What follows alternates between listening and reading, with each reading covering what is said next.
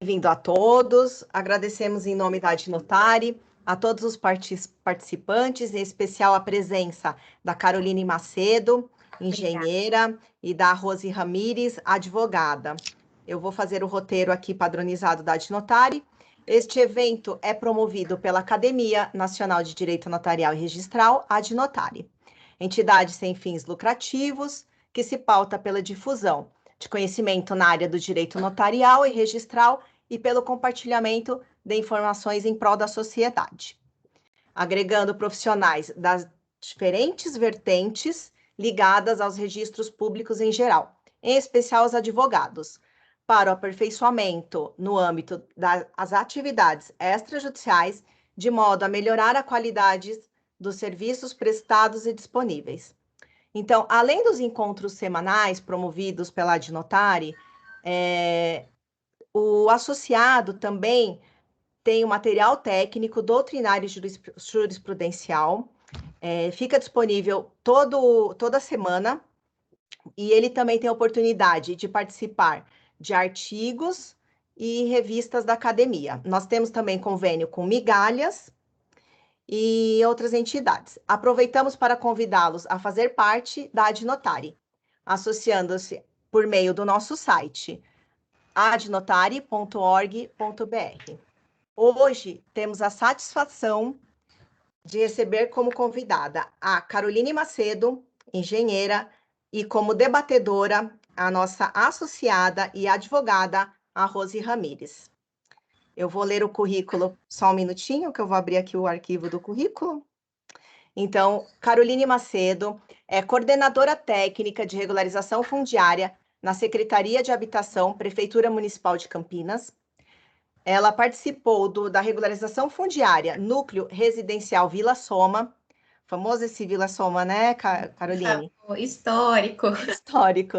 Em Sumaré, São Paulo, foi estagiária nessa época na Companhia de Habitação Popular de Campinas, Coab, em 2017. Graduada em Engenharia Civil pelo Centro Universitário Unimetrocamp, Metrocamp.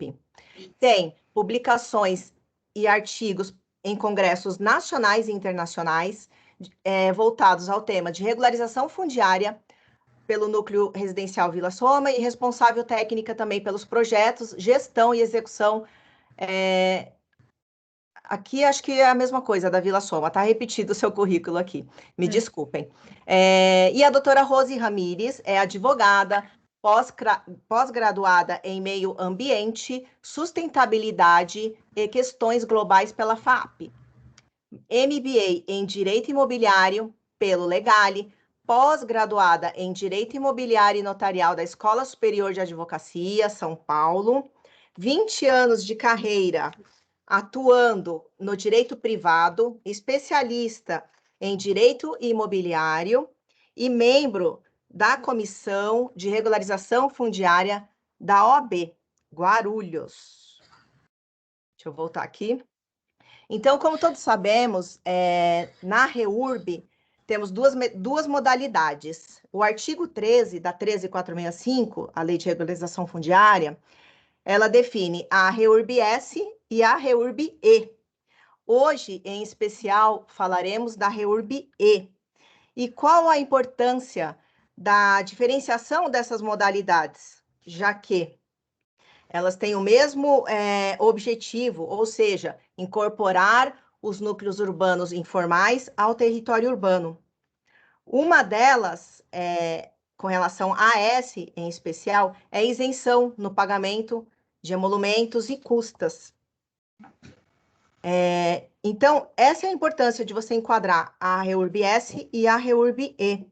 Não só esses aspectos registrais de extrema importância, especialmente hoje, chamamos uma engenheira para tratar das questões técnicas, dos erros mais cometidos nos projetos e que ensejam as notas devolutivas. Enfim, a Caroline nos brindará com essa parte um pouco técnica, um pouco jurídica, porque o que é interessante na REURB, e isso é o que eu acho mais legal, é que o advogado, ele acaba sendo um pouco arquiteto, um pouco engenheiro, ele tem que ter um pouco dessa experiência, ele acaba entendendo um pouco de planta, dos projetos, ao mesmo tempo que o arquiteto, o engenheiro, ele consegue entender, interpretar a lei.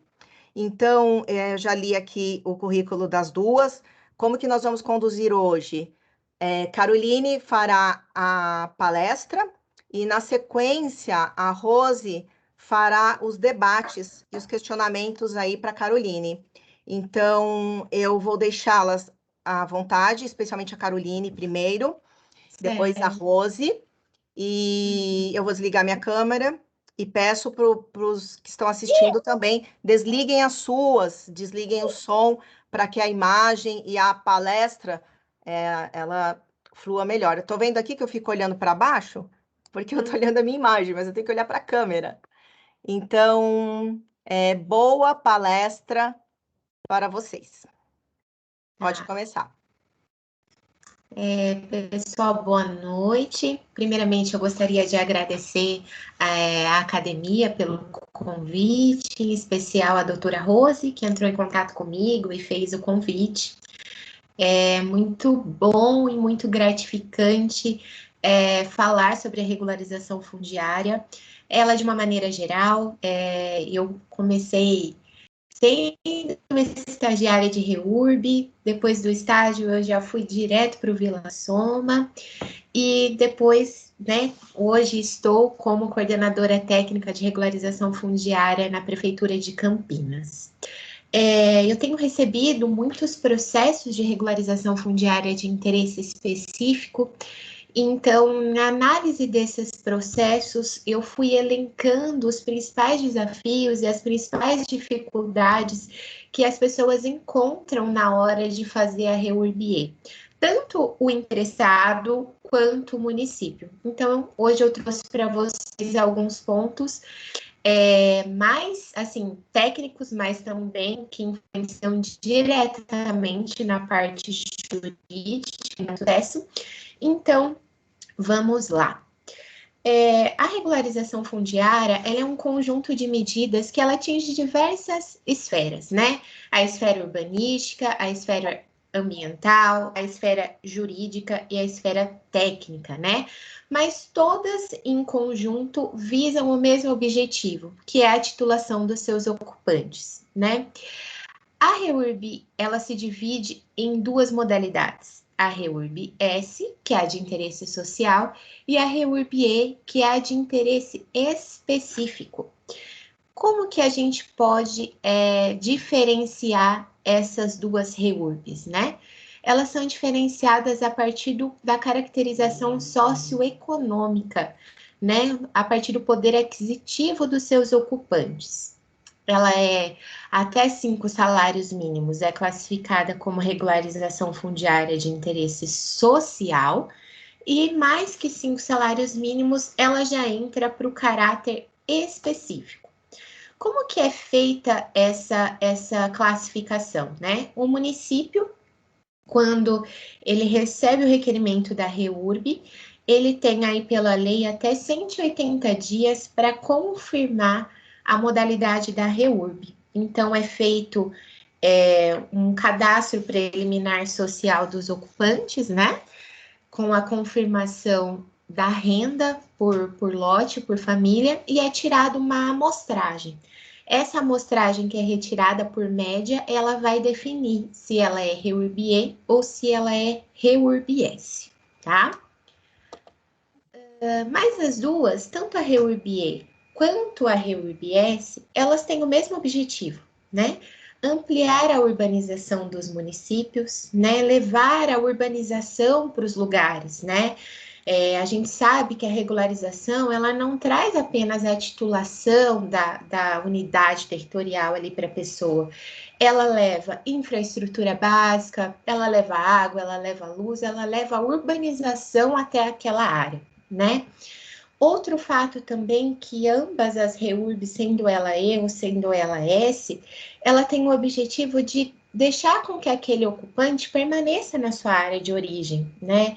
Eu não sei se vocês já tiveram a oportunidade de participar de uma remoção, mas é uma situação traumática para a pessoa, para o ocupante, quando a gente retira ele daquela área, né? Porque a partir do momento que ele está ali, há 10, 15 anos, ele já criou uma identidade territorial, ele já criou toda uma rotina em cima do local que ele habita, que ele mora. Então, é uma situação um pouco traumática fazer essa remoção, né? Além disso, garantir a função social da propriedade e prevenir e desestimular a formação de novos núcleos, né? A partir da aprovação da lei da 13465, ela fala que são núcleos urbanos que foram consolidados até dezembro de 2016. Depois disso, a gente não consegue mais fazer reurb. Então, ali, a partir do momento que a gente travou nessa data, a gente tem a intenção de desestimular a formação desses novos núcleos. Mas vamos falar um pouquinho o que é núcleo urbano? Às vezes eu recebo muitas perguntas, Carol, mas o que é um núcleo urbano, né? O núcleo urbano ele é definido aí pela arquitetura como um assentamento com unidades imobiliárias com área inferior e fração mínima de parcelamento. Ele pode ser um núcleo urbano informal. O que é isso? É um núcleo clandestino, que os seus ocupantes eles não têm titulação. E ele pode ser um núcleo urbano informal consolidado. O que é consolidado? É quando é de difícil conversão. Eu já tenho edificações ali que foram instauradas, eu tenho construções, eu tenho infraestrutura, eu tenho muitas famílias morando ali, então a gente entende que é um urbano informal consolidado. Vou dar um exemplo para vocês de uma REURB que eu recebi esses dias aqui no município. E a pessoa fez o requerimento de instauração de REURB. A gente fez toda uma pesquisa, a gente foi nas imagens do satélite, né? Antes um pouquinho de 2017 para ver. E a gente viu no projeto urbanístico da pessoa, eu tinha ali que tinha 96 unidades. Ele trouxe no projeto urbanístico para mim. Mas quando eu fui abrir a imagem do Google de satélite a partir de 2016, eu vi 2 casinhas pontuais. Aí em 2017 tinham 4 casas, 2018 5. A ocupação ela foi acontecer mais em 2019 e 2020. E ainda assim, quando a gente estiver em campo, que eu fui em campo verificar, tem muitos terrenos. Então, nós chegamos à conclusão de que ele não era um núcleo urbano informal consolidado.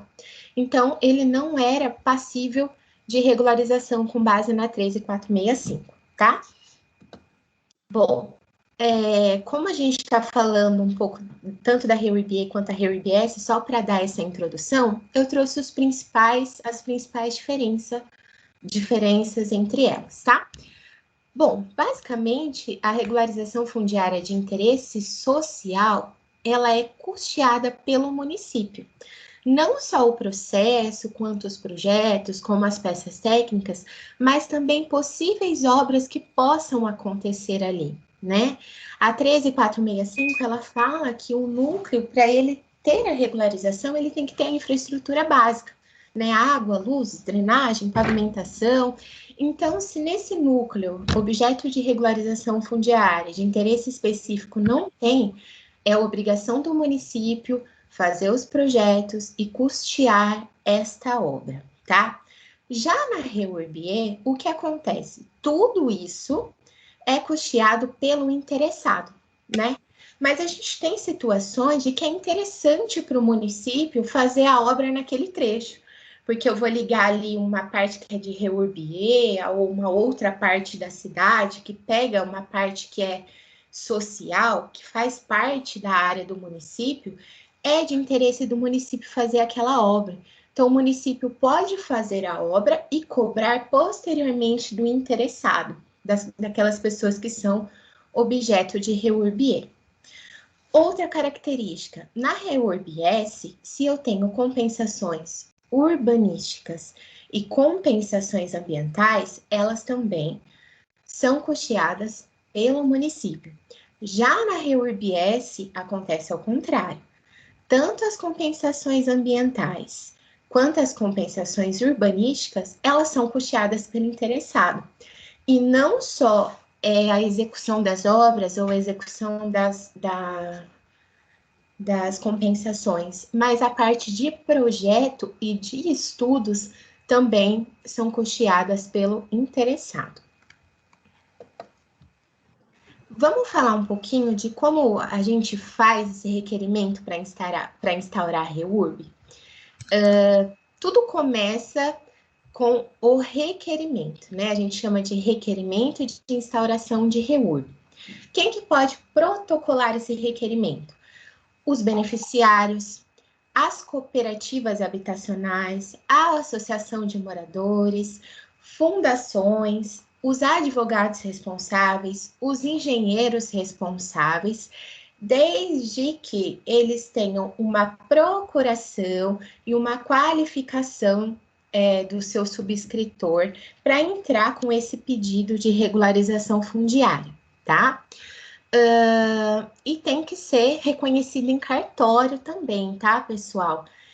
Às vezes a gente recebe muito requerimento de instauração de REURB de associação de moradores, que o advogado representa, então tem que vir com a ata que nomeou o representante da associação de moradores, e tem que vir com a procuração do advogado, dizendo que ele vai ser o representante para fazer a regularização fundiária da área, de que toda a comunicação pode ser feita através desse advogado, tá? O que tem que ter nesse requerimento? Tem que ter o pedido da REURB e um breve histórico da formação desse núcleo, né? Porque com esse breve histórico, eu também já vou ter uma noção do caráter social dessa área, tá? Além disso, é importante também vocês colocarem uma identificação do núcleo. Pode ser uma imagem do Google, né? Para fazer para encontrar e a verificar qual área que você está tratando naquele processo, tá? Então, eu trouxe aqui para vocês um exemplo, tá? Esse requerimento de URB, ele é lá da Prefeitura de Florianópolis. Florianópolis também está muito bem na regularização fundiária, não sei se tem alguém aí na live. Gostaria, inclusive, de parabenizá-los. Essa ficha, ela está disponível lá deles para fazer download. Então, e para trazer um exemplo para vocês. Nesse ponto 1 aqui, a gente vê que vem os dados do requerente, quem está querendo e o CPF dele. Aqui na parte de baixo já vem informações mais do núcleo, né? Localização, nome da rua, tempo de ocupação, isso é muito importante também para a gente classificar dentro da 13, quantos lotes, quantas famílias, e aqui embaixo a parte mais importante, aonde a gente coloca se é REURB-E ou se é REURB-S. Quando, como eu já falei anteriormente, quando eu coloco que é REURB-S, o município, pela lei, tem os 180 dias, né? Para falar, olha, realmente é REURB-S. Se o município não dá uma devolutiva,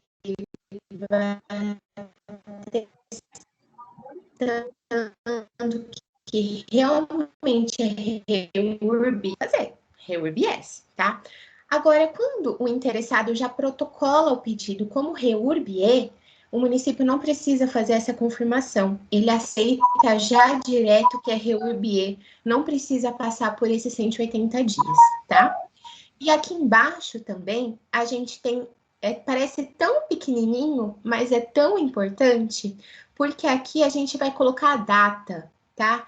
Sempre coloquem a data no seu requerimento de REURB, a mesma data do dia que você está protocolando, tá? É muito importante, porque às vezes a gente faz o requerimento de REURB antes e, sei lá, vai protocolar 15 dias depois, enfim. Lembra dos 180 dias, tá? Bom, agora eu vou falar um pouquinho de como é o processo de regularização fundiária do lado de cá, né?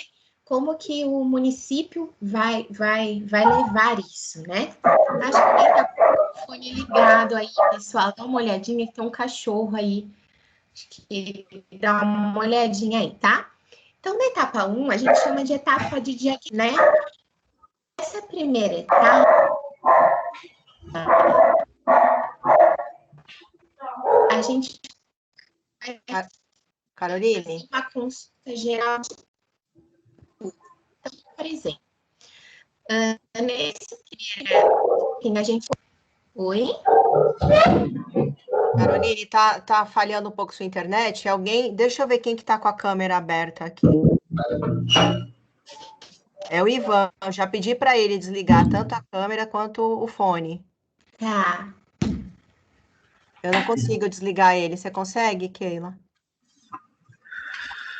Ivan, você consegue desligar sua câmera e seu fone? Aí, desligou o fone. Pronto.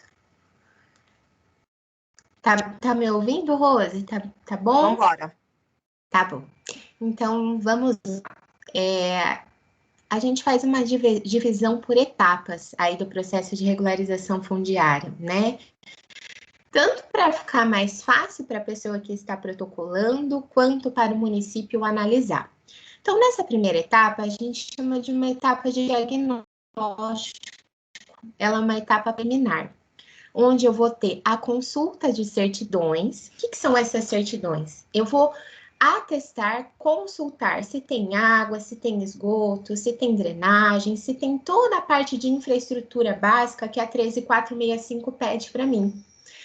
E, além disso, uma das coisas que entram para infraestrutura básica é a coleta de lixo também, viu, pessoal? Aqui em Campinas, a gente consulta o nosso órgão, que é o DLU, mas é muito importante a gente atestar que naquele núcleo já existe coleta de lixo. Até para entrar naquela parte que a gente fala que é um núcleo urbano informal consolidado. Porque só tem coleta de lixo onde tem população e onde é consolidado. Então, a certidão do DLU vai trazer mais uma certeza para mim de que aquele núcleo urbano informal é consolidado. Essa certidão, ela vai subsidiar toda aquela parte que a REURBE se torna responsável. Ai, não tem pavimentação. Opa, tem que entrar então. Ai, não tem drenagem, não tem água, não tem esgoto. Ai, precisa ser feito um muro de arrimo ali. Eu preciso fazer uma drenagem superficial. Enfim, tudo isso vai ser informado na parte de certidões, que vai subsidiar um futuro termo de compromisso para mim, que são a infraestrutura básica que um núcleo obrigatoriamente tem que ter com base na 3465. Além disso, é feita uma consulta nas restrições jurídicas, para ver se naquela área eu tenho algum processo de reintegração de posse, se alguma matrícula foi travada por algum motivo. Então, é nessa hora que eu faço toda uma pesquisa jurídica para ver se tem alguma coisa que impossibilita juridicamente a regularização de lá. E, além disso, eu também vou ver se há restrições urbanísticas. Eu vou ver se naquela zona eu posso ter habitações multifamiliares, unifamiliares. Eu vou ver se naquela área ali eu tenho alguma diretriz aeroportuária que não permite. Então, eu vou consultar tudo isso.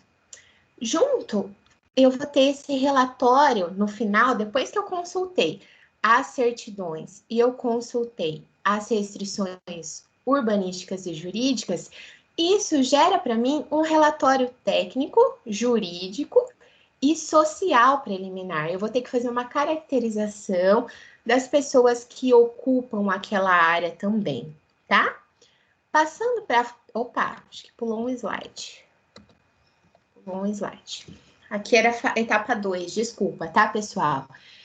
Então, etapa 2 seria a etapa de anteprojeto, que com base em todas as informações que eu colhi na minha etapa anterior, eu vou começar a desenvolver os meus projetos de arruamento, de loteamento, de possíveis remoções que possam acontecer por conta das restrições urbanísticas, tá? E também, nessa etapa, eu vou consultar o plano diretor do município, para ver se ali pelo plano diretor vai passar alguma faixa de rodovia, se naquela área ali vai ter futuramente alguma outra questão urbanística que está prevista no meu plano diretor. Se ali eu tenho uma faixa de domínio, às vezes é faixa de domínio de rodovia, né? Tem aqueles 15 metros da rodovia que eu tenho que ter. Então, tudo isso eu vou consultar nessa fase de anteprojeto, para eu ter um projeto preliminar daquilo que eu estou fazendo. Nessa parte também vai entrar o meu cadastro socioeconômico e a minha selagem, tá bom? Que eu vou com a minha planta lá em campo, né? O meu LPC, e vou junto com o pessoal do social e fazendo a selagem das unidades. Nessa hora também, eu vou verificar se a minha área é atingida por alguma PP, nascente, qualquer coisa ambiental que eu precise dar entrada em algum licenciamento ambiental. A próxima etapa seriam os projetos já avançados, né? Então, eu vou ter o meu projeto de arruamento e loteamento final, o meu projeto de doação de áreas públicas, o meu projeto de vielas sanitárias, se houver, tá? Nem sempre eu vou ter viela sanitária. Eu vou ter o meu projeto de mitigação, se tiver algum risco, alguma coisa, eu já vou ter algum risco, não, perdão, algum projeto de infraestrutura, e eu vou ter o meu cronograma de obras.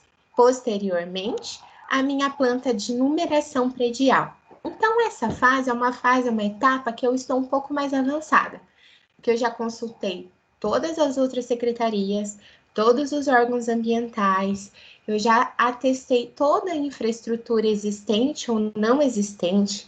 Se não existe, eu já desenvolvi o projeto e já está tudo pronto. E a minha etapa 5, que é a minha etapa de aprovação, é onde o município analisou todas as peças técnicas, fez as devolutivas, já foi, já voltou, correção 1, correção 2, e por aí vai, né? O município já elaborou a CRF, quem elabora a CRF, viu, gente? É o município, tá? E entregou essas peças técnicas para você. Ai, Carol, então quer dizer que o município não leva para cartório? Não, não é obrigação do município levar para o cartório. Ele só vai fazer a parte de aprovação. Quem faz a parte de registro é o interessado. Então, pegou a plantinha, levou para registro, tá? Nós temos isso, às vezes eu acho que é uma falha, né? Porque a gente não dá fim em um processo. Hoje aqui em Campinas eu tenho diversos loteamentos que foram aprovados e não foram levados a registro. Então, passou um tempo, aquele loteamento ficou irregular de novo. Então, eu vou ter um segundo gasto de novo. Então, eu acredito que os municípios que ainda não fizeram suas leis municipais, como é o caso de Campinas, né? A gente utiliza a 13465, eu acho que seria muito interessante uma das etapas do processo ser o município encaminhar para o cartório. Claro que as custas de cartório vão ficar sobre responsabilidade do interessado, mas eu acho muito interessante a gente ter essa devolutiva, porque, como eu já disse, né, muitos loteamentos aqui de Campinas não foram levados a registro. E hoje passaram-se 30 anos, um loteamento que foi aprovado lá atrás, hoje já mudou tudo. Então já fica difícil para eu aplicar regularização fundiária para esse loteamento que foi aprovado lá atrás, porque a lei mudou, as legislações mudaram e fica muito mais difícil de eu fazer uma nova aprovação. Então, ou eu comprovar que o meu loteamento existente hoje está da maneira como foi aprovado lá atrás. Então, gera custo, perda de tempo, enfim. Então, eu acho que seria muito legal o encaminhamento ao cartório ser feito pelo município também, tá? E a gente teria a emissão das matrículas, que também é por parte do interessado. Então, a partir dessas etapas que eu elenquei aqui para vocês, eu separei os itens, as peças técnicas que as pessoas têm mais dificuldades, ou que às vezes eu encontro mais errinhos, ou faltando uma coisa, ou faltando outra, ou às vezes peças técnicas que eu tenho que fundamentar a importância dela.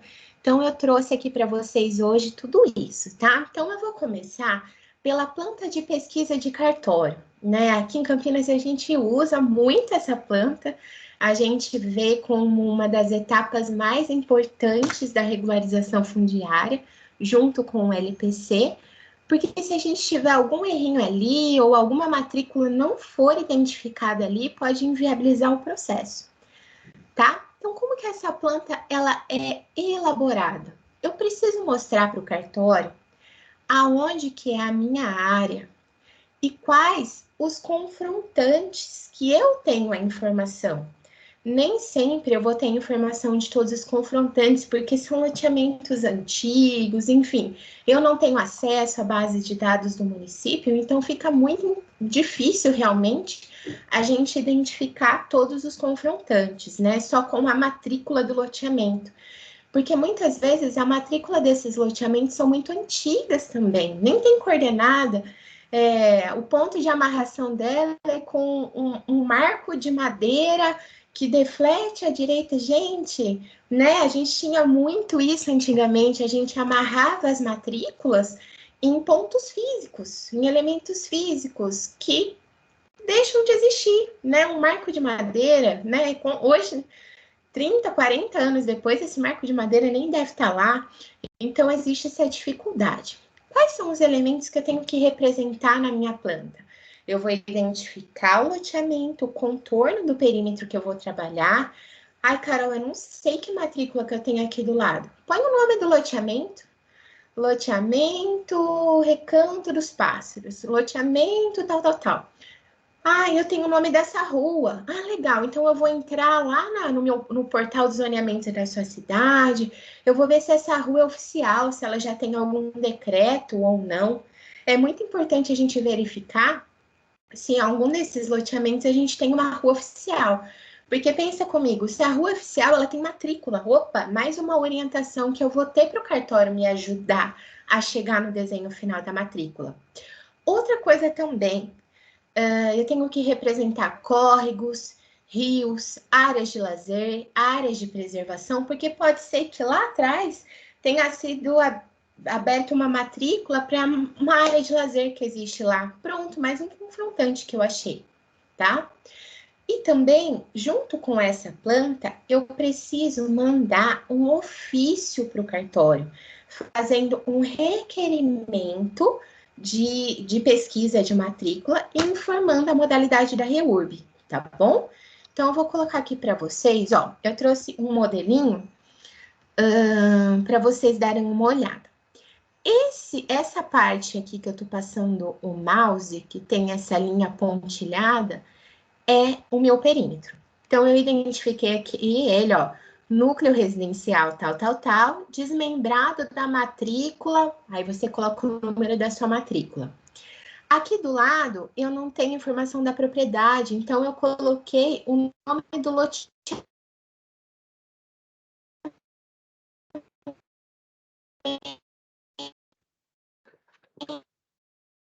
Caroline, falhou para mim, tá falhada para vocês? Tá sim, tá Mônica. falhando. Sim. Número da... Tá me ouvindo?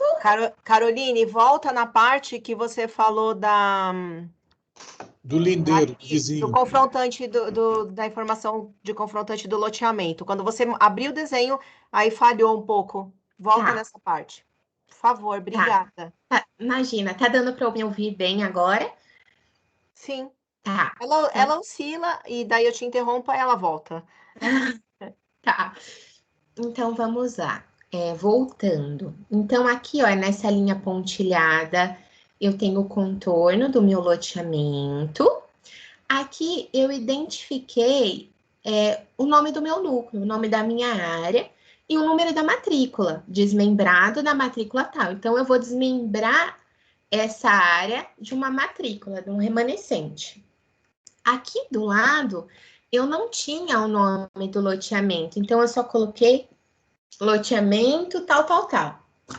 Aqui, ó, eu tinha já o número desse lote, eu tenho o número da matrícula de todos esses lotinhos aqui, ó.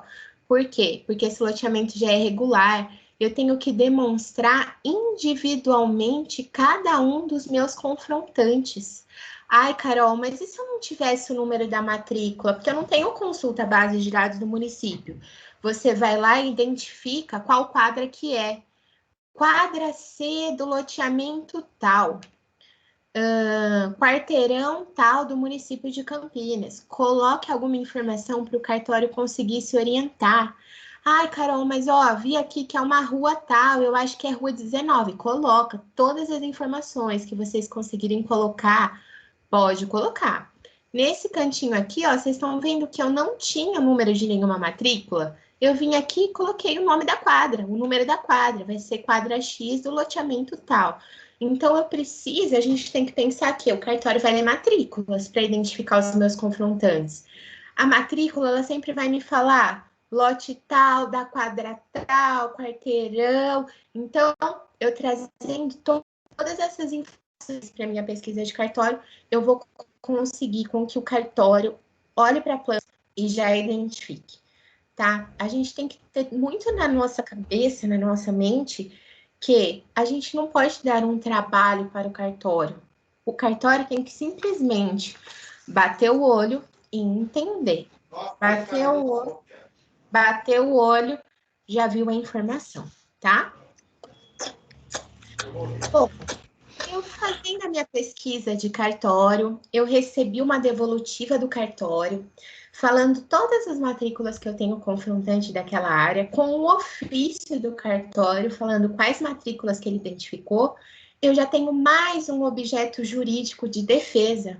Por quê? Se alguém lá na frente falar, olha, você roubou minha área, você tirou tantos metros da minha área, você fala, opa, peraí, olha aqui, ó. Eu constei o cartório só me mandou essas matrículas. Eu fiz tudo certinho, o cartório me atestou, o cartório que tem todos os registros de imóveis do município me atestou apenas aquelas matrículas que são os meus confrontantes, tá? Então, vamos falar, né? Eu recebi aí a pesquisa do cartório, agora eu vou elaborar minha planta de perímetro, né? Eu já tenho todos os meus confrontantes, todas as matrículas, eu consigo desenhar tudo. Teoricamente é isso, né, gente? Então, essa planta de perímetro, ela é elaborada por quem na REURBA? Pelo interessado, não é pelo município. Ela vai ser baseada nas plantas de antigos loteamentos, as matrículas que eu tive o retorno da pesquisa do cartório e o meu levantamento plano altimétrico cadastral, que também é uma das peças técnicas que a 13465 pede. Eu tendo... e outra, viu, pessoal?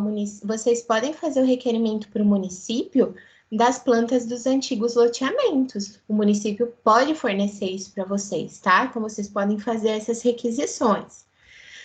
E eu costumo dizer que essa planta de perímetro ela é uma planta de defesa jurídica, porque na minha planta de perímetro vai vir identificado todos os meus confrontantes, se eu invadi ou não uma área vizinha, se eu invadi, quanto que eu invadi, e aquele proprietário vai ter que me dar a anuência daquela área.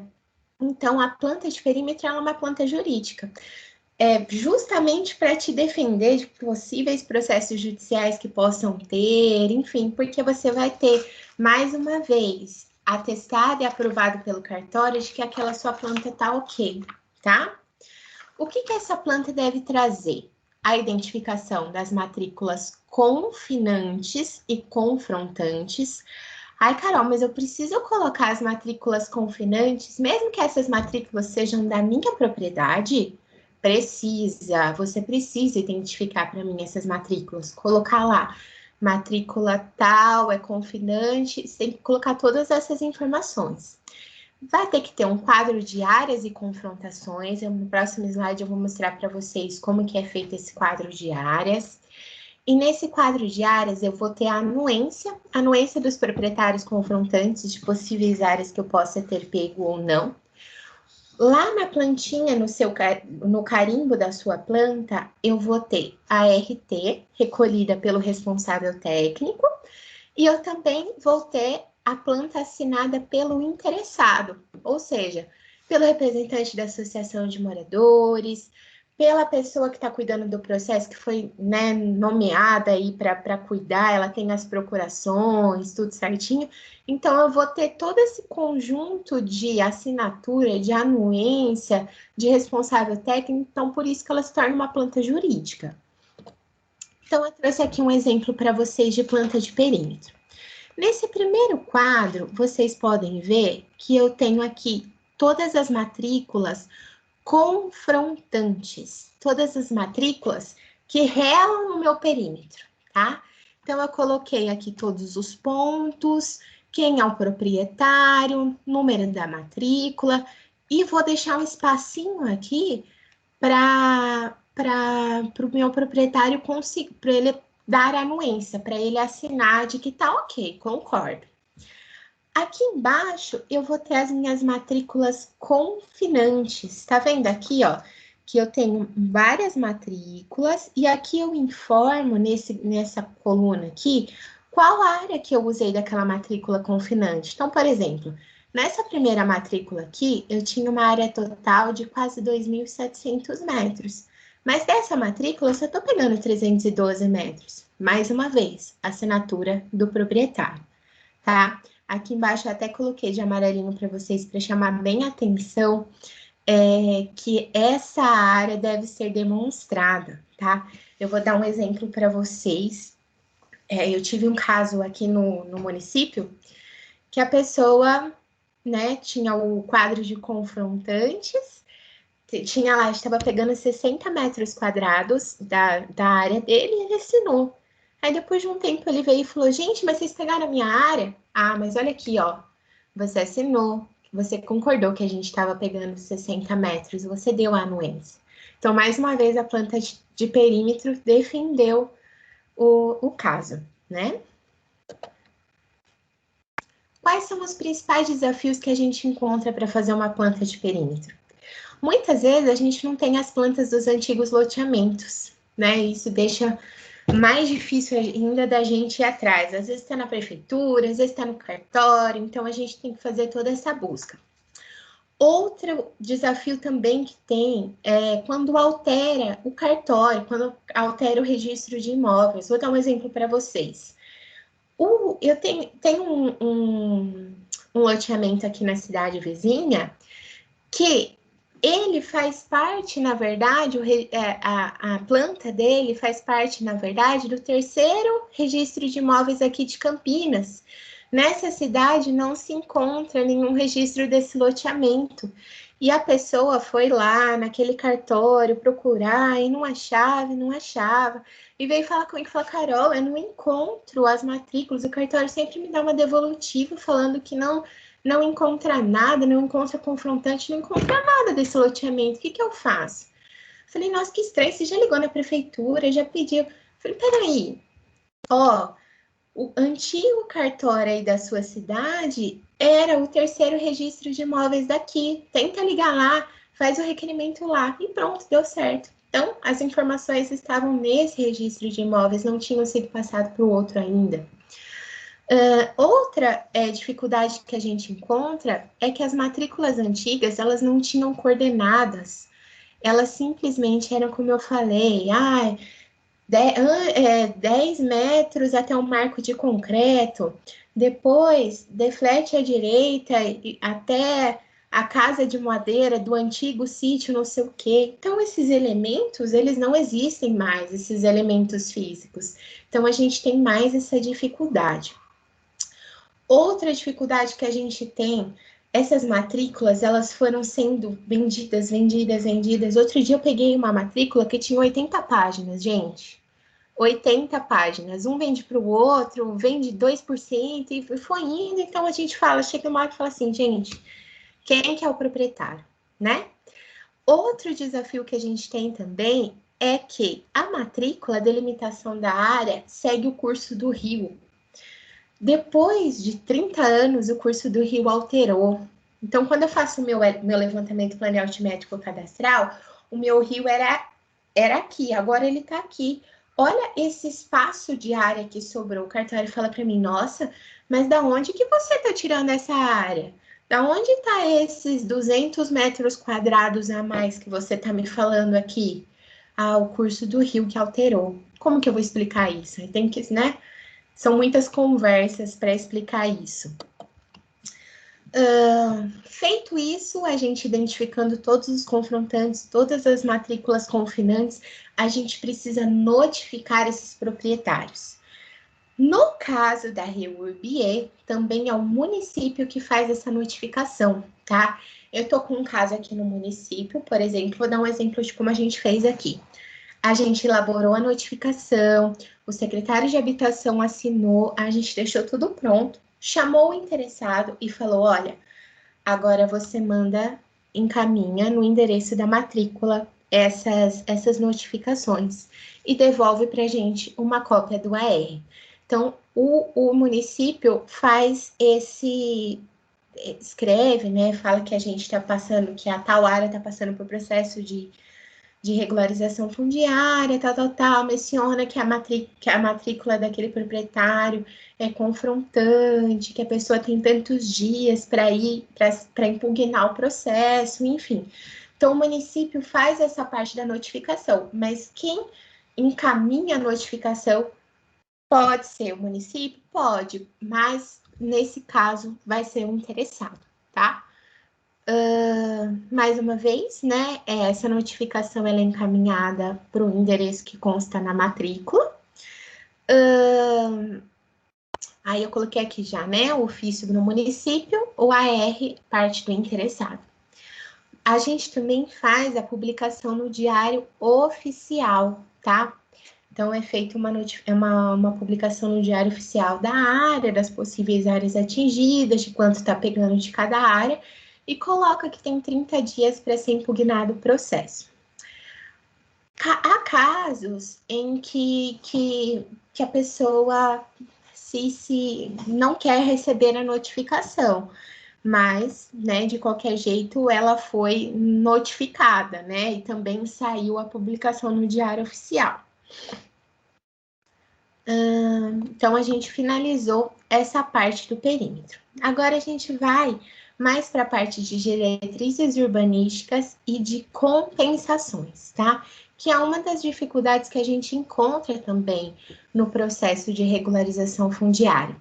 Da onde vêm essas diretrizes? Essas diretrizes, elas foram elaboradas lá atrás, quando foi feito o plano diretor do município. O nosso plano diretor, ele passou por uma revisão agora em 2018, então algumas coisas foram alteradas, mas a gente sempre consulta as diretrizes advindas do plano diretor. Qual é a dificuldade que a gente encontra? Porque esses núcleos que foram implantados, essas pessoas, elas não tinham acesso a essas informações. Elas não tinham noções do plano diretor, então elas não respeitaram nenhuma lei. Então, a rua, que era para ter 9 metros de largura pelo plano diretor, ela tem 6, né? E agora, como que faz? E a gente também vai ter as diretrizes específicas. O que são essas diretrizes? No que a gente fala que é o que tange o parcelamento do solo, ou seja, tamanho de lote, se é uso habitacional, uso comercial, que tipo de zona que é colocada para essa área, tá? E também as diretrizes referentes à infraestrutura básica, que é aquela consulta lá atrás que eu falei para vocês que a gente faz, de água, de esgoto, de drenagem, de pavimentação. E agora eu cheguei na parte mais difícil. Se tem uma coisa que hoje em dia no Brasil dá multa e cadeia, é questões ambientais, né? E não seria diferente no processo de regularização fundiária. Quando que a gente precisa de aprovação ambiental? quando um núcleo ele é atingido por uma APP, por uma área de preservação ambiental. Ocorre, lembra que eu falei para vocês que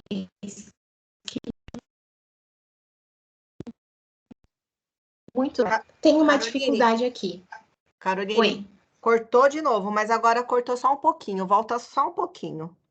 Tá, então vamos voltar aqui de novo. Então, falei aqui para vocês que uma das maiores dificuldades do processo de REURB é a questão da aprovação ambiental. O órgão ambiental no Brasil, ele é muito forte, né? O Código Florestal, ele vem em cima mesmo e vem em cima da REURB, tá? Não é porque o núcleo é existente que vai passar desapercebido que você ocupou uma área de APP, né? Então, a gente vai precisar de aprovação ambiental quando o núcleo é atingido por APP. Foi atingido por APP, nascente. Se tem córrego, gente, tem APP. Se tem nascente, tem APP.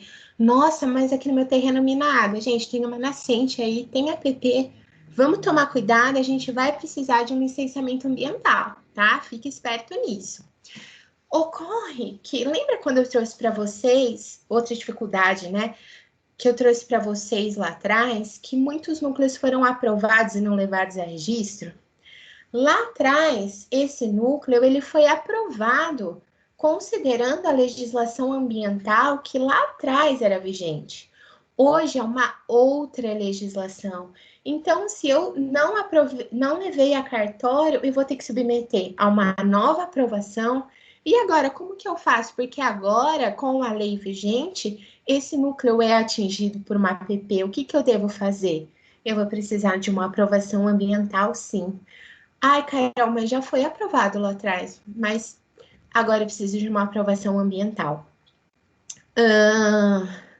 Aí aqui, como eu já disse, né, as áreas de APP, elas acabam sendo um pouco alteradas com o passar dos anos, de muito tempo. Então, elas passam a atingir esses núcleos, né? E outra dificuldade é que os municípios, nossa, quando se trata de REURB-S, é super tranquilo fazer a aprovação e compensação ambiental.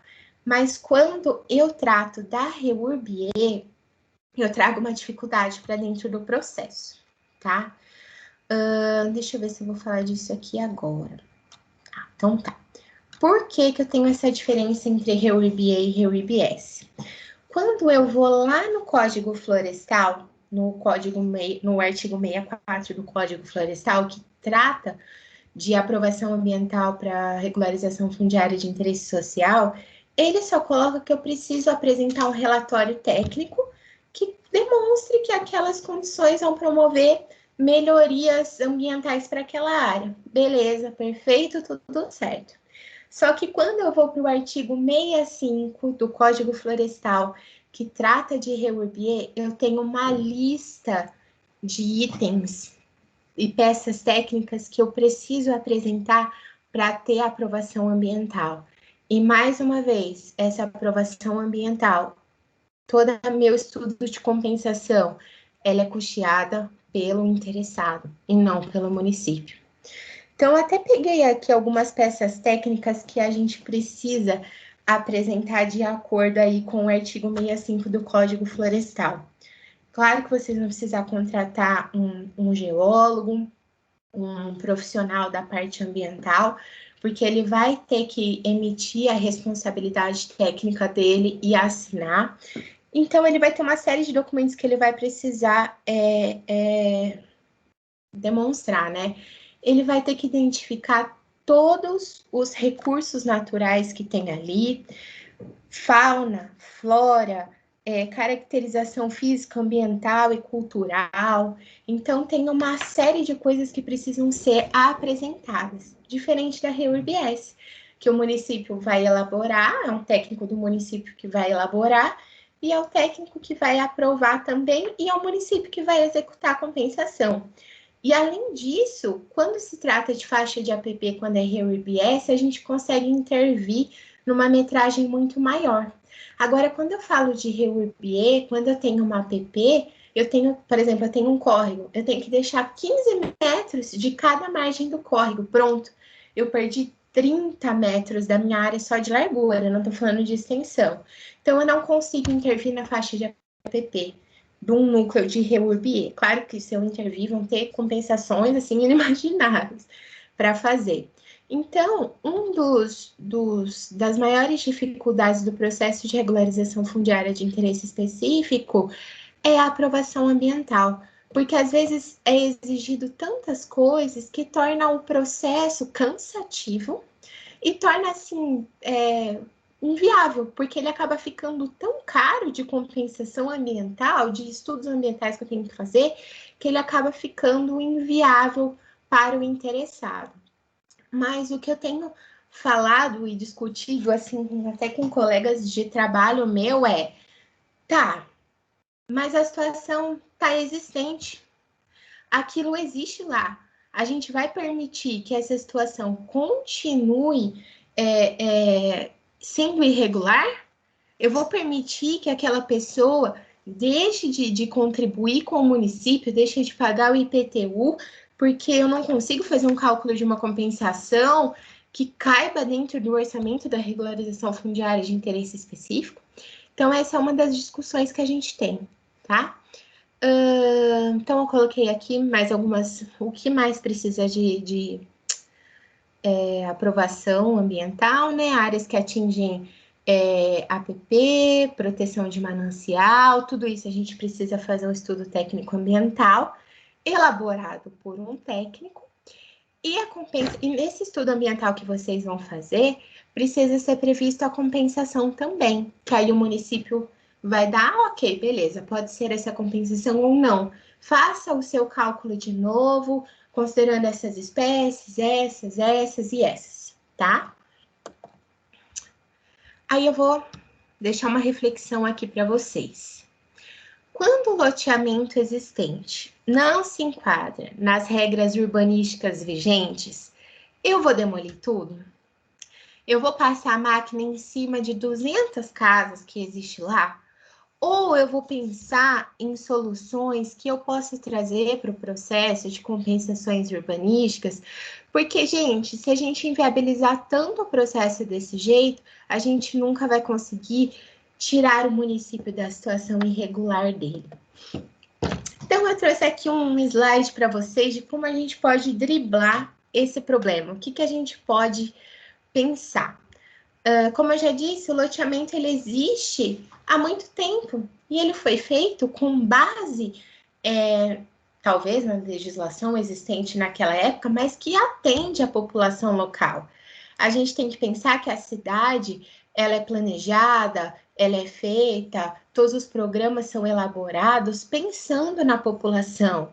Se aquele loteamento está atendendo a população daquela maneira, por que eu tenho que cobrar tanto para tirar ele de uma situação irregular?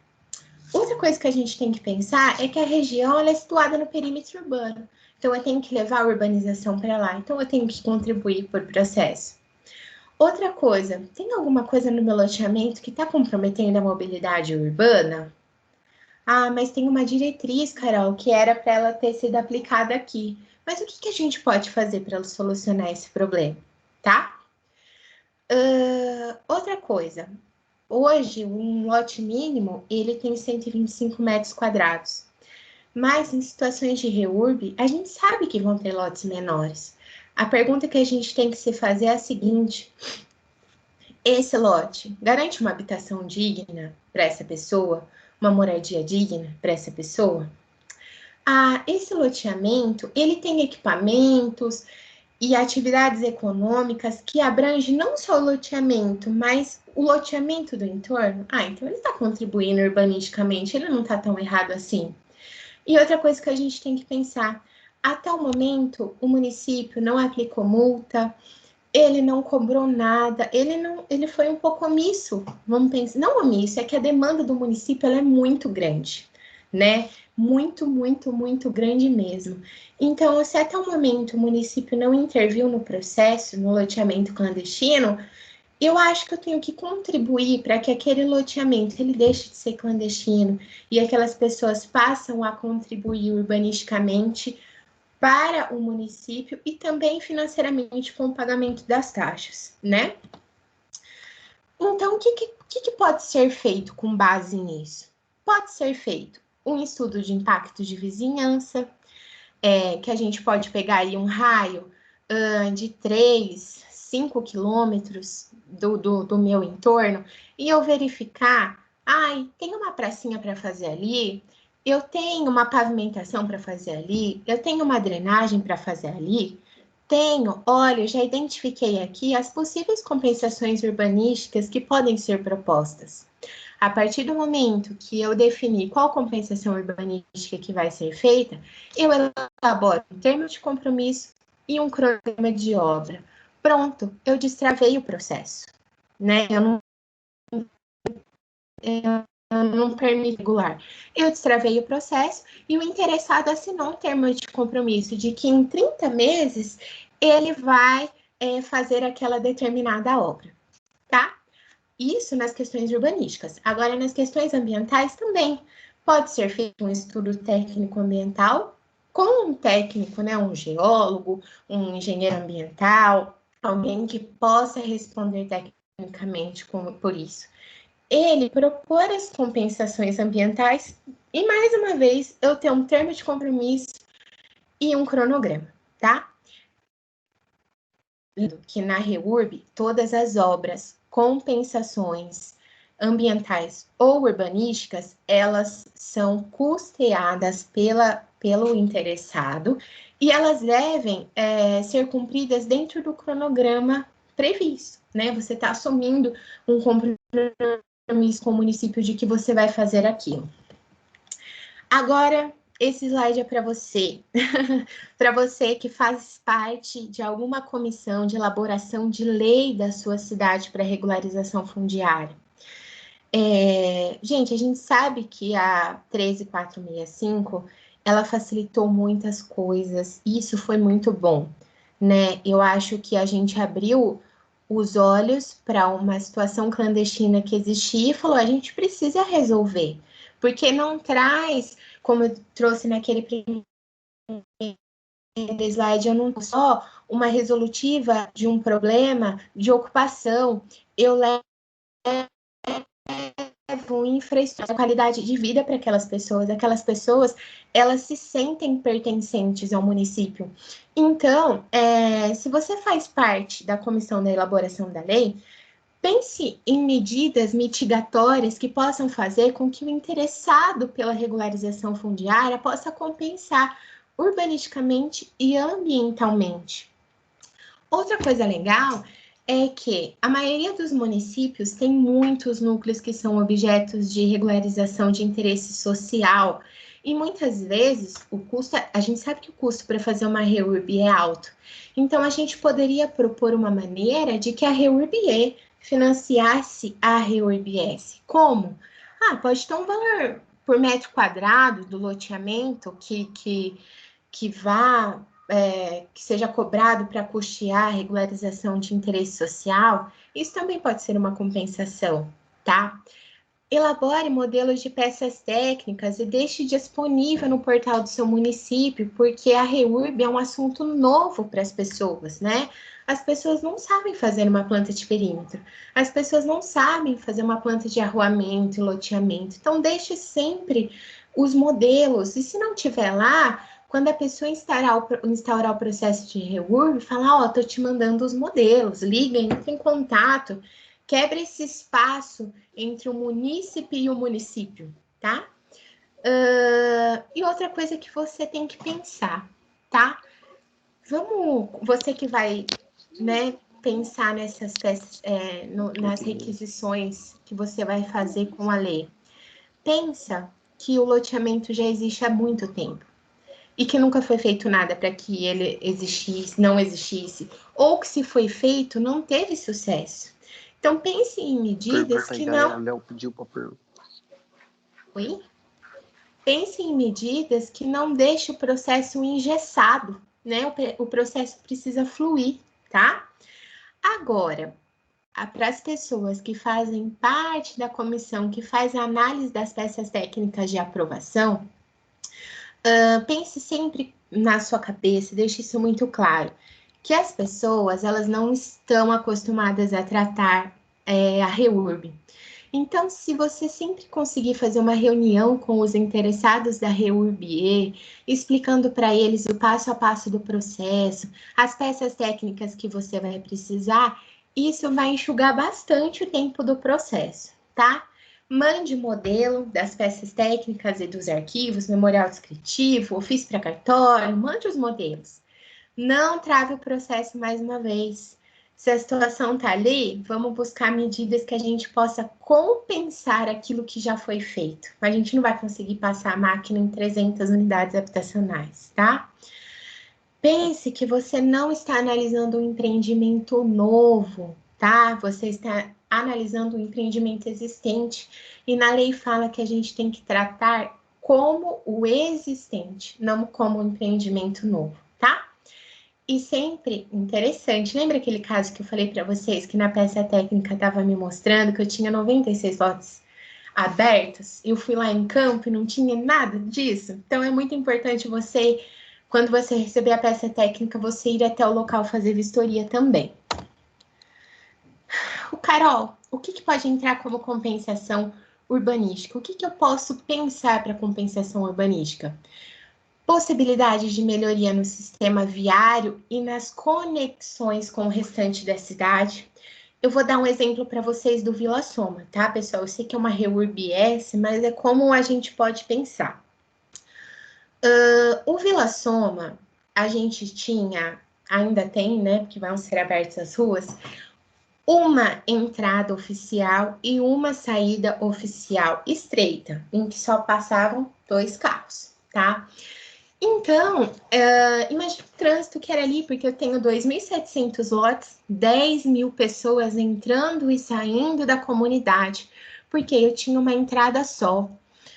Núcleos urbanos, às vezes, o município quer excluir tanto a situação, deixa uma entrada só. Não, é que essas entradas também são abertas pelos próprios moradores, né, pelos próprios ocupantes. Então, no nosso estudo e no projeto que a gente fez, a gente colocou 5 entradas para o Vila Soma. Então, eu consegui melhorar o meu sistema viário e a conexão do meu núcleo com o restante da cidade. Eu faço com que ali chegue serviços públicos, eu faço com que ali a população seja atendida por comércio, por transporte. A gente tem que pensar, poxa, eu estou regularizando, então eu vou ter muitos ônibus circulando por aqui. Então, uma das compensações podem ser no sistema viário e nas conexões, tá? Outra compensação que pode ser feita, eu destinar áreas desse loteamento, dessa área, desse núcleo, para ser áreas de lazer e sistemas comunitários. Outra coisa que a gente pode pensar também é a acessibilidade nas vias e nos logradouros. Lá no Vila Soma, todas as ruas, elas possuem acessibilidade para cadeirante. Então, eu acho que uma das coisas que a gente pode pensar também é nisso, tá? E outra consideração que a gente tem que fazer quando a gente for pensar em compensação urbanística é que a gente tem que garantir que a população tenha acesso a todos os outros serviços públicos. As pessoas não moram só naquele núcleo, tem todo um entorno de uma cidade que elas precisam explorar. E agora já estou partindo para os slides finais aqui. Lá atrás, quando a gente identifica que não tem a infraestrutura, não só compensação urbanística, enfim, ai, Carol, eu não tenho pavimentação, eu não tenho drenagem, ai, tá faltando rede de esgoto. Depois que eu fiz toda essa identificação e fiz todo o levantamento das minhas necessidades, eu elaboro os projetos. Junto com, mando para o município, né? O município aprova o projeto e, junto com o município, elaborado um termo de compromisso e um cronograma de obras, que, mais uma vez, o interessado vai assinar, tendo a responsabilidade de que, em 30 meses, eu vou fazer a pavimentação da rua X, Y e Z. Em 30 meses, eu vou fazer a implantação deste projeto de água e esgoto. Então, o interessado, ele assina, ele assume essa responsabilidade. Então, essas obras, elas vão ser acompanhadas pelo município e vão ser recebidas também pelo município. O órgão competente do município aqui em Campinas é a CEINFRA, né? Não sei no município de vocês. A gente precisa receber essas obras e dar uma baixa lá de que, ó, essa pessoa cumpriu o termo de compromisso dela. Agora, as considerações finais, pessoal.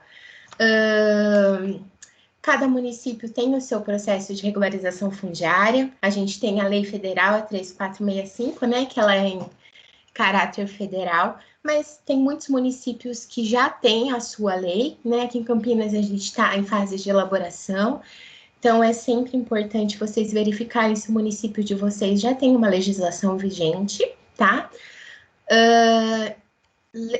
Prestem bem atenção que quando a gente fizer um requerimento de instauração de processo de REURB, já falando que é REURB-E, a gente corre um risco, tá? Porque se você tá falando que é REURB-E, vai ser REURB-E para sempre, não dá para você voltar atrás, tá?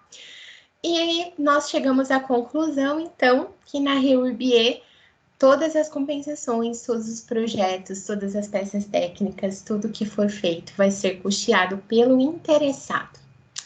Bom, então, é isso, pessoal.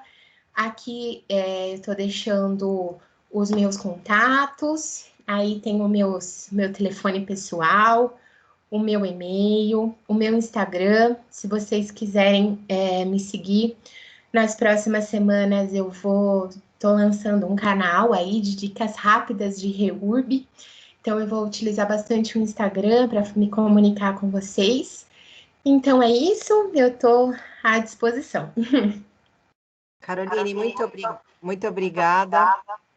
Eu tinha que te avisar do tempo, mas estava tão interessante, estava sensacional, eu não consegui. Então, imagina, eu tinha algumas considerações, também não farei, e porque eu vou deixar para a Rose com um espaço bem apertado, e vai brigar comigo, né, Rose? Mas pode começar então. Não pode nem fazer uma perguntinha? Vamos esperar, Gabriel, a Rose fazer as considerações dela e depois a gente abre para as perguntas, tá? Ótimo, obrigado.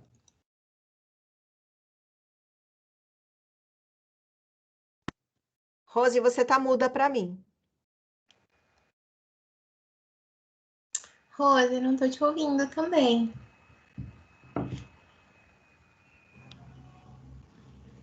Pedro, fecha a sua câmera. Tá muda. Gabriel, vamos aproveitar enquanto a Rose se conecta. Faça sua pergunta. O Gabriel é arquiteto e advogado. Oi, Gabriel, prazer.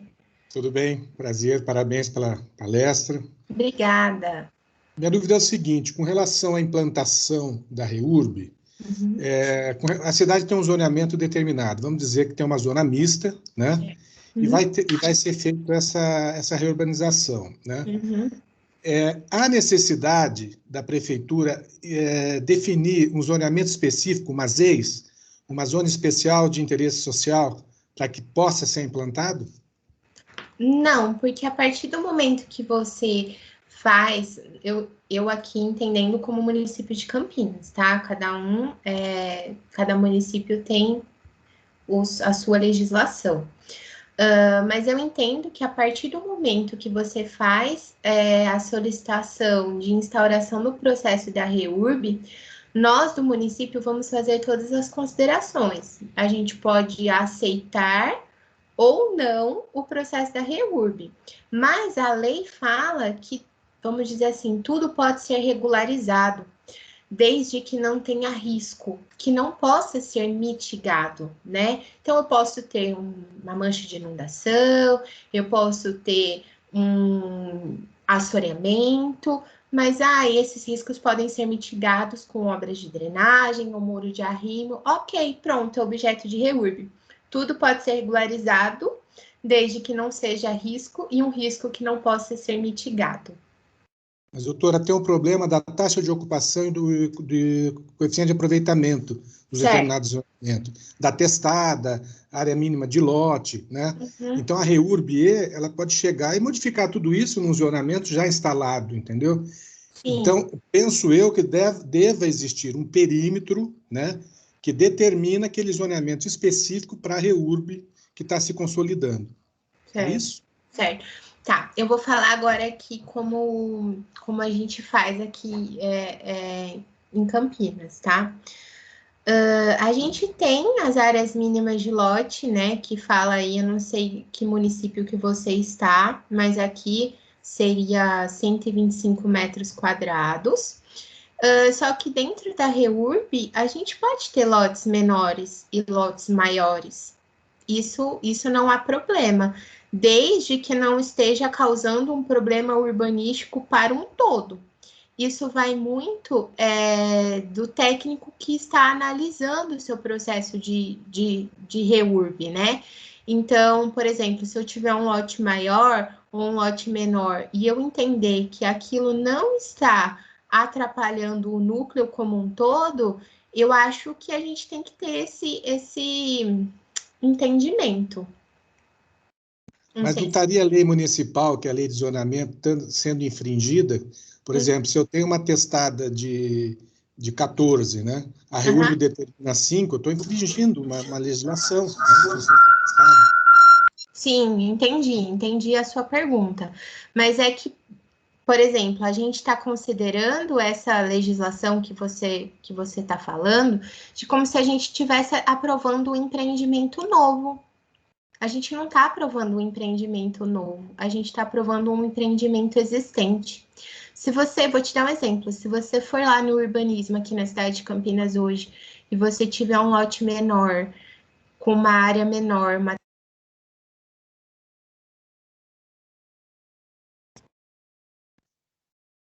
Cortou. Não estou escutando.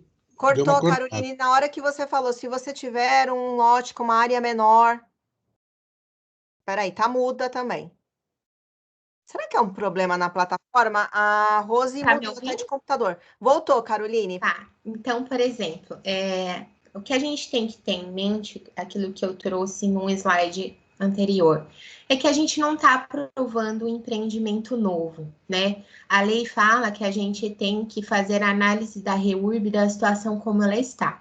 Então, por exemplo, se você for com esse lote aí que você está colocando para mim, Gabriel, que ele tem uma testada menor, que ele tem uma área menor, que ele não tem os 125 metros, que ele não tem, sei lá, o seu município pede uma testada de 15 e o seu tem de 14. Se você for lá no urbanismo e for fazer essa aprovação para um empreendimento novo, você com certeza não vai ter essa aprovação. Mas em função do zoneamento estabelecido, né? Isso, mas dentro da REURB, eu consigo contornar essa situação. Porque essa situação, se eu conseguir comprovar que isso é existente há muito tempo, que é um núcleo urbano informal consolidado, eu tenho que considerar a situação como ele está. Sem mexer no zoneamento da cidade. Ele consolida naquele como um núcleo dentro de uma... Eu não vou alterar o zoneamento. Não entendi? Por exemplo, a gente tem um núcleo... Eu acho que eu posso até ajudar o Gabriel. Gabriel é a Ângela Ramires, eu sou arquiteta. Se eu puder ajudar... É assim, a Caroline, ela está em Campinas, né? Eu estou em Guarulhos, mas a gente tem alguns trabalhos em São Paulo e outra cidade do interior. Então, a REURB, ela permite que você regularize um pessoal, umas pessoas consolidadas, um loteamento ou uma ocupação consolidada em qualquer zona. Então, independe... Aqui em São Paulo, foi definida as EIs, que são zonas especiais de interesse social. Mas isso é para quando você vai fazer um projeto. Quando você no perímetro da cidade foi levantado as zonas de interesse social no zoneamento. E essas zonas de interesse social foram determinadas para a REURB. Fecha ela só um pouquinho. Não, para a REURB a ser instalada. A lei de zoneamento está sendo, nesse caso, ela está sendo respeitada em São Paulo. Não. Desculpe, nós temos núcleos em São Paulo que não estão em zona de uso social e a gente está fazendo REURB, tá? É para novas HIS, sim, você precisa do zoneamento. Agora, estabelecida até dezembro de 2016, é qualquer área. É qualquer. Para REURB é diferente, Gabriel, é consolidado. A partir do momento que eu consigo comprovar que esse núcleo ele foi instaurado antes de dezembro de 2016 e que ele é consolidado, eu apliquei a REURB, eu tenho que fazer a regularização conforme a situação existente. Tá. E o município não há necessidade, então, de determinar aquela zona como uma ZEIS, como uma zona especial de interesse social. Fica lá... Não precisa. Pelo menos aqui em Campinas, nós aqui, a gente faz essa parte de diagnóstico, a gente faz todas essas identificações. Mas a 13, a Lei 13465, ela conseguiu trazer para a gente com que a gente fizesse regularização de lotes menores do que se é exigido para aquela zona, né? Tá entendido. Muito obrigado às duas, né? Vamos ver se a Rose voltou. Rose, tá por aí? Voltei. Vocês me ouvem? Tá, desliga a câmera lá do seu outro computador. Já desliguei. Eu pedi para desligar a câmera do outro computador, por favor. Bora, Rose, aqui. Que você tem 10 minutos. Acabaram comigo. Vamos lá, pessoal. Boa noite, obrigada a todos. Eu quero agradecer a Caroline, né, porque ela muito gentilmente nos abrilhantou com os conhecimentos dela. E eu queria fazer a seguinte colocação. Na verdade, Carol, foi maravilhoso, super didático, mas deixou os colegas advogados assim de cabelo em pé. Porque comumente a gente entende e a gente estuda que a REURB ela veio para solucionar uma série de questões pré-existentes e ela se aplica tanto a E quanto a S pela legislação sem distinção. Então, quando eu estou aqui no papel de debatedora, viu, Carol? No sentido de um posicionamento contrário, mas para a gente enriquecer o debate. Então, assim, quando se apresentam situações de exigir aprovação urbanística, exigir aprovação ambiental, para que essa regularização se consolide, traz um pouco de dúvida, o que eu questiono, porque eu sou uma super defensora da REURB, em relação à aplicabilidade, porque eu entendo que, independente dessas questões, a REURB ela tem que chegar ao final, a intitulação tem que prosseguir. Sim, sim. Por isso, assim, foi aquilo que eu falei. Tá mudo. Ficou mudo. Ai, liguei o microfone. É o seguinte, a gente tem que ter o entendimento que a situação está lá, ela está existente há muito tempo e nunca ninguém fez nada. Vamos pensar assim, né? Para que deixasse de existir ou fosse feita a regularização da área, né? Porém, a gente tem que tomar cuidado realmente para que o processo não seja engessado. Por isso que eu coloquei algumas questões aqui na apresentação de que, beleza, não responde urbanisticamente ao que o município precisa. Essa rua era para ter 9, mas ela tem 6. Nossa, mas essa calçada aqui, ela tem 1,5. Era para ela ter 2. O que eu vou fazer? Eu vou engessar o processo? Não, eu tenho que propor compensações urbanísticas. O município tem que fazer análise dessas compensações. Nossa, eu fiz esse loteamento e eu não deixei uma área separada para EPC, para área de lazer, para praça, para equipamento público. Eu não separei, eu ocupei tudo com lote. Mas, na verdade, você já não tinha, né, Carol? Na verdade, mesmo não tem, isso tem que ficar. Isso, né? Então, conversa que eu tenho sempre muito com os técnicos. Pessoal, existe. A gente vai deixar clandestino para sempre? Não. E nesse sentido, arrumar uma forma, não, beleza, vai compensar, vou fazer uma pavimentação aqui, eu vou construir tal coisa aqui, e pronto, o processo flui, ele tem que fluir. Sabe por quê, Carol? Porque também a legislação diz assim, ó, que responde por improbidade administrativa o ente público que dificultar. Então, assim, isso na mão de advogado é lindo, porque se ele começar a me encher de exigência, fala, opa, alto lá. Se pode ir na S, pode ir na E. Você está me discriminando e a lei não discrimina. Exato. Então, é nesse sentido que é super bacana a REURB. Então, assim, eu tenho milhares de perguntas para fazer para você, mas a Mônica vai me matar. Eu só vou acrescentar mais uma.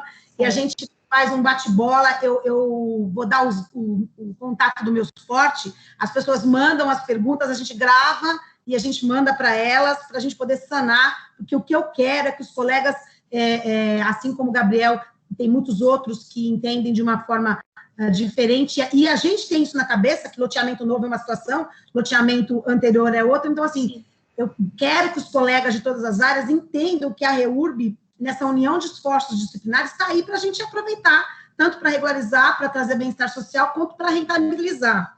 E nessa última pergunta que eu vou te fazer, infelizmente tem milhares, mas nessa... Oi? Antes da última pergunta, vamos fazer o seguinte, vamos fazer um grupo de estudo na Adnotar e de REURB. Adoro, tô dentro. Amei. Tem que convidar. Olha, a Adnotar, ela precisa de mais engenheiros, de mais arquitetos, de mais topógrafos. Então, precisa de mais pessoas dessa área, profissionais dessa área da REURB, e já convido a Caroline para fazer parte. A nossa mensalidade, ela é tão irrisória para o que a Adnotar proporciona, que às vezes a gente fica até pensando, não é, Rose? É indispensável você ser associado da Adnotar. Eu vou mandar o contato, vamos montar um grupo de estudo e depois a gente monta um mini curso. Maravilha. É porque nós vamos ter um curso agora de regularização de imóveis. Ah, que legal. Mas não vai ser voltado à REURB. Eu tenho um saindo do forno que é voltado à REURB e a gente pode fazer uma mescla para enriquecer. Então, eu posso fazer a última? Só para completar isso que a Mônica falou, eu acho que a gente precisa realmente falar mais sobre REURB com os técnicos, né? REURB é um assunto novo para técnico, sim. E às vezes tem muitos técnicos que vêm pronto para fazer análise de uma REURB como se fosse um empreendimento novo. Tá errado? Não, é porque isso foi ensinado para ele na faculdade, isso foi ensinado para ele no cargo que ele está há tanto tempo. Então, precisa ser falado sobre REURB, precisa ser aceito. A REURB, ela precisa ser aceita. Mas em diversos municípios, assim, até municípios aí grandes, eles confundem a questão da aprovação com a regularização. E o nosso problema, e REURB que eu sinto na prática, é o corpo técnico não sabe, devolve na 6766 e você tem que se virar. Em compensação, tem outros municípios em que está tão redondinho que você está com tudo didático no site. E aí, só para caminhando para o fim, temos situações em que o protocolo da REURB no administrativo, ele suspende o processo judicial que já tem a integração de posse decretada. Então, é assim, é muito legal, porque é realmente olhar para o todo, né? É olhar para o todo. E, Carol, só para a gente concluir aí, peço até desculpa para os colegas, nós vamos debater mais isso, é assim, o advogado é leigo, você disse uma série de exigências, que precisa de planta daquilo, de confrontação disso, então, assim, tem uma equipe multidisciplinar, os meus técnicos são maravilhosos, eu fiz um levantamento plano altimétrico já referenciado com memorial de LEPAC lindo, faço o requerimento, REURB, peço ainda agora com essa sua, com esse cuidado que você nos ensinou, não peço mais nem E nem S, eu deixo o município se manifestar, aí ele vai lá...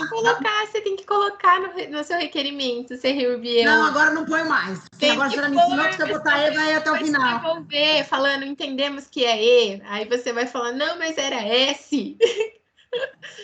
Então, agora eu falo, ou é o S, o que você quiser, melhor faça, né? E aí, então, para essa equipe multidisciplinar que chegou até você, apresentou esse LEPAC, que é esse levantamento, fez o requerimento, mas não colocou não elencou esse item de coisas que você falou. o município, pelo lado, seu lado de gestor e de quem está aprovando, ele vai te dar as respostas para você, preciso disso, preciso de aquilo.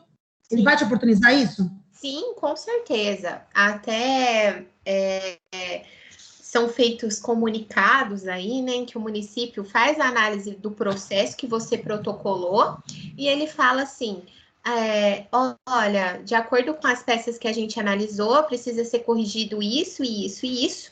Porém, essas outras peças técnicas aqui, todas que você elencou, vão ser analisadas num segundo momento, depois que eu tiver todas essas correções aqui que eu apontei para você. Se tiver faltando peça técnica, o município vai te informar também, tá? Eu tenho diversos casos em que eu entrei em contato com a pessoa e falei, olha, ficou faltando a sua planta de perímetro, olha, ficou faltando o seu LPC. Então, é obrigação do município fazer essa comunicação com o interessado. E bom, porque isso tranquiliza os colegas, que a gente, muitos como nós, quando eu fui fazer meu primeiro, eu aprendi na prática. Sim. Eu tive uma equipe muito boa de técnico, inclusive a Ângela é da equipe técnica, essa aqui. A Ângela é maravilhosa. E a equipe é maravilhosa. Só que assim, eu falei, vamos, a gente tem que pôr para frente, e eles vão responder, eles vão ensinar para a gente como faz. Sim, porque a REURB é uma coisa tão específica que cada município trata de uma maneira. Então, é sempre importante vocês não pegar só a 3465, olhar lá o artigo 36 e 37 e falar, são essas peças técnicas, produz aí, tchau, vamos protocolar. Não, é muito importante você entrar em contato com a coordenadoria que faz a REURB e falar, olha, que peças que eu preciso apresentar para você nesse momento? São todas? Quais que são? Eu vou te dar um exemplo. Aqui em Campinas, eu peço primeiro o LPC e a planta de perímetro, porque eu entendo que se eu tiver problemas no seu LPC e na sua planta de perímetro, todas as suas outras peças urbanísticas vão ter. Então, eu gerei um gasto 10 vezes maior para você, de folha de impressão, de técnico, de um monte de coisa. Então, eu faço primeiro essa análise do seu LPC e do seu perímetro, te dou uma devolutiva. Eu falo, ó, tá ok a sua planta, agora você me manda a sua planta urbanística. Então, cada município trabalha de um jeito, então é interessante vocês entrarem em contato com a coordenadoria que cuida de REURB e verificar qual peça técnica que eu te mando, tá? Maravilha. Obrigada, Carol. Obrigada, gente. Só para fazer uma argumentação? Gabriel, rápido, porque a Andréia estava com a mão levantada na sua frente. Então vai, Andréia, depois eu vou. Andréia? Oi, boa noite. Boa noite. Boa noite, Caroline. Então, na verdade, não é nem uma pergunta, eu queria parabenizar pela exposição. Obrigada. Eu já vi, assim, algumas coisas, a gente sempre vê parte de REURB, você fala, nossa, e aí normalmente é tudo o mais do mesmo, assim, você fica vendo sempre normalmente a lei. Então, o que eu achei interessante é que vem muita coisa na prática, né? Sim. Então, eu achei assim, e também a Rose, né, que a gente já conhece há algum tempo também, uma amiga, e às vezes eu discuto muito com a Rose, porque eu sou eu quero fazer tudo uso capião, e a Rose, tudo ela quer fazer REURB, ela vê REURB em tudo na vida, gente. E eu acho 10 palavras que a Rose fala, 11 é REURB.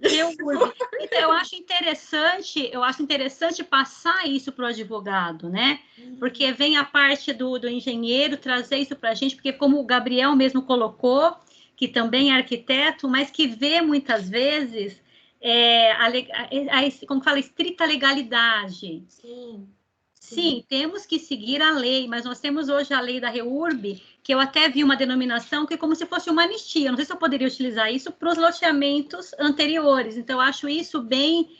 eu penso dessa forma hoje. E eu acho também seria interessante, de repente, para o nosso próximo estudo, a gente também abordar o direito de laje, que essa semana, eu acho que dentro da REURB também, a doutora Rose trouxe a semana para a gente uma palestra sobre isso, e agora eu vejo direito de laje em qualquer lugar que eu vou. Eu vou na padaria, eu já quero construir, eu já quero, instituir um direito de laje em todos os locais. Então, era isso, era para dar os parabéns, e que eu acho que foi excelente, né, Mônica? De que município você é? São Paulo? São Paulo. Ai, que legal. Prazer em conhecê-la, viu? Obrigada por ter vindo assistir a palestra. Obrigada. Foi sensacional. Ô, Andréia, abaixa sua mão para não me confundi aqui, se você vai querer fazer outra pergunta. Eu vou abrir para as perguntas e até o limite aí de horário. Não consigo... Quem que quer fazer? Gabriel. Não, só uma colocação. Fica à vontade. Existe a lei, eu vejo assim, cada município, né, assim, assado, é uma lei federal, tá? Os municípios têm o seu plano diretor e têm a sua lei de zonamento. E os municípios agora estão fazendo a revisão do plano diretor. Né? Por que não inserir nas revisões do plano diretor, né, os zonamentos específicos para a ZEI? Né? Já levantar a cidade, ó, vai ser assim que as diretrizes vão ser essa, tal. Então, eu acho um pouco assim, a coisa fica um pouco confusa, né? Porque o plano diretor e as leis de zoneamento não foram muito inseridas, né, na REURB. Penso, né? Gostaria do comentário de vocês. Sim. Posso? Pode.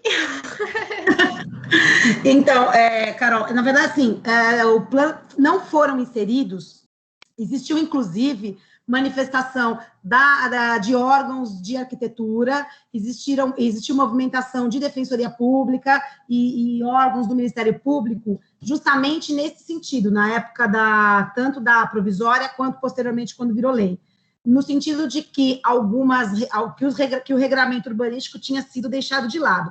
Só que o cunho da legislação da REURB, inclusive até a exposição de motivos da medida provisória, era justamente diante da passividade do poder público, que ele foi conivente, né? Se ele não incentivou, no mínimo, ele fechou os olhos para essas ocupações desordenadas, então não faria sentido agora, que já estava consolidado, você dificultar com essas questões urbanísticas. Eu não estou aqui dizendo que está certo, que está errado, existe a DIN ainda em andamento, mas o sentido foi de realmente tentar trazer para a legalidade tanto as ocupações quanto a instrumentalidade do registro da matrícula. E sim, tem viés econômico, sim, tem viés arrecadatório, mas a gente não pode, é inegável que ela tem também o viés social, o viés realmente de reconhecer o direito à moradia atendendo à Constituição.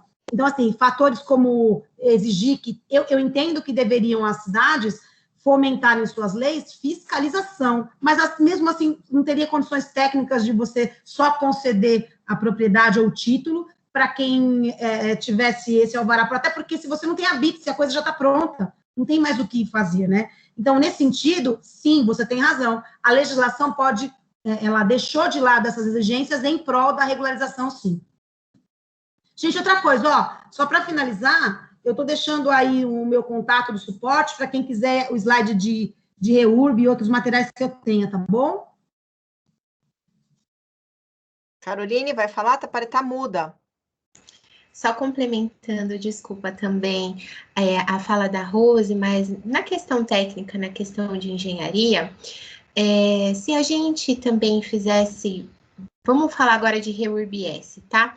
Se a gente fosse fazer toda essa análise para falar de zoneamento, tipologia, enfim, vamos pensar que essas pessoas que fazem parte da REURB-S, elas não têm muitas vezes orientações técnicas para fazerem suas construções, divisão de lote, tantas outras coisas. Então, com certeza, o lote dela não vai estar respeitando algum parâmetro arquitetônico, algum parâmetro técnico. Então, mais uma vez, ao invés de eu tornar o processo mais fluido, tirar as pessoas da situação de clandestinidade, eu vou acabar, mais uma vez, engessando o processo. E a gente também tem a questão de que as ocupações acontecem nos municípios de uma forma tão rápida que não se tem o controle, muitas vezes, né? Não se tem o controle de tamanho de lote, não se tem... Então, assim, acho que nesse quesito a gente engessaria mais uma vez o processo da regularização fundiária. Urbanisticamente, perfeito, o mundo ideal seria ótimo, queria que todo mundo tivesse o lote, pelo menos com a área mínima, para ter dignidade, né? Vamos dizer assim. Mas muitas pessoas não têm condições. Então, é isso. Poderia ser criada uma zona franca, vamos dizer assim, né? De interesse social.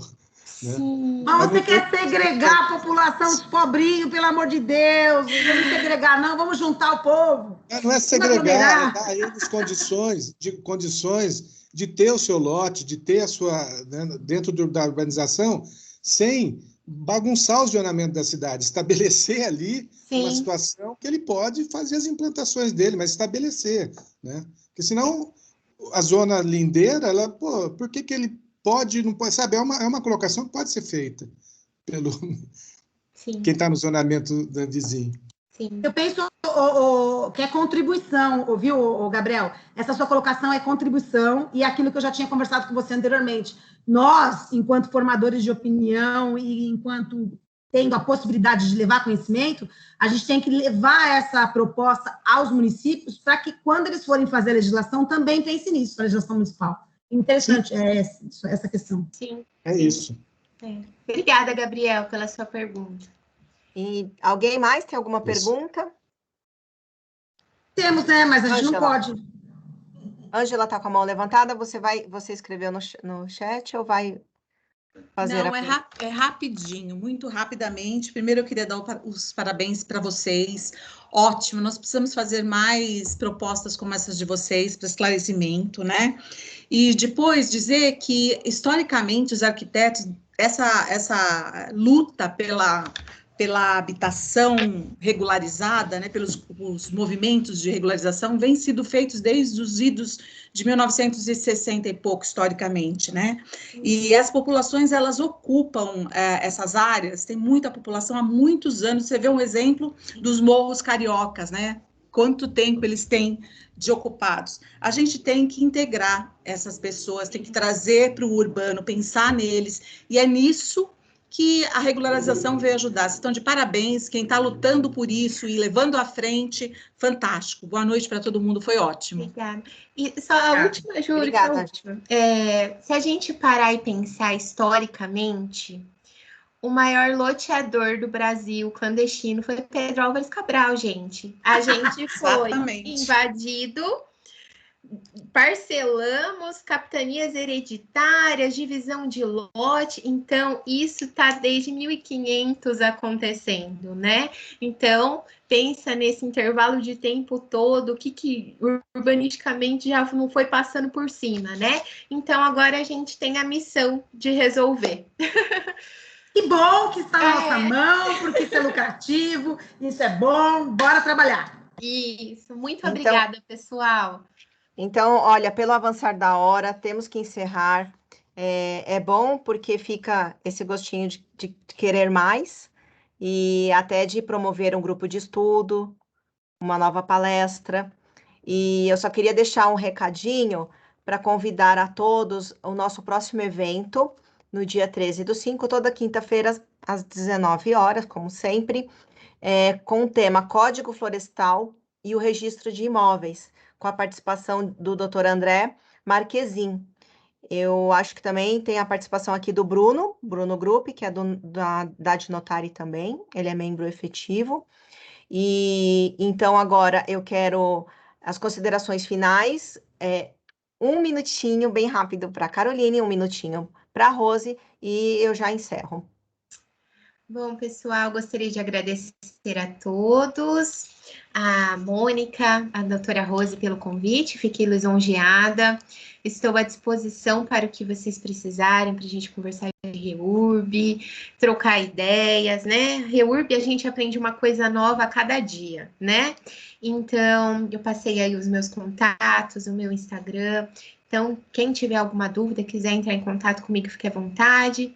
Gostaria de saudar aí também alguns colegas de trabalho, o Leonardo, o Dr. Marcelo, o Jonathan, a Aida, todo mundo que entrou para assistir, que foram os meus tutores por muito tempo. Então, eu sou muito grata. Então, é isso, gente. O que precisarem, eu estou por aqui, tá bom? Rose? Eu quero agradecer a todos, especialmente a Carol, né, por ter aceitado esse convite. Eu sou super efusiva, eu defendo, e ela tem essa tranquilidade, esse equilíbrio de passar a parte técnica, então eu entendo que foi bastante produtivo esse equilíbrio de forças, né, e agradecer que você deixou o seu tempo, seus afazeres, para passar esse conhecimento, que muito jovem, que você é muito jovem, mas tem muito conhecimento, muita bagagem, e que a gente está aqui à sua disposição. E agradecer à Adnotária Academia, a todas as meninas da organização, a Mônica e a todos os colegas que estão conosco, e venham participar da Adnotária, façam suas inscrições, é super baratinho, vale a pena que a gente tenha esse convívio com os colegas, e vamos sim promover esse grupo de estudos, que vai ser fantástico, Legal. Vai ser um divisor de águas. Uma equipe boa para participar, estou vendo o seu Ivan, a Lina, pessoas muito bacanas também para participar aí do nosso grupo de estudo. Muito obrigada. Beijo, gente, boa noite, obrigada. Leonardo, tchau, gente. Obrigada a todos. Obrigada. Boa noite. Tchau, obrigada, tchau. Caroline.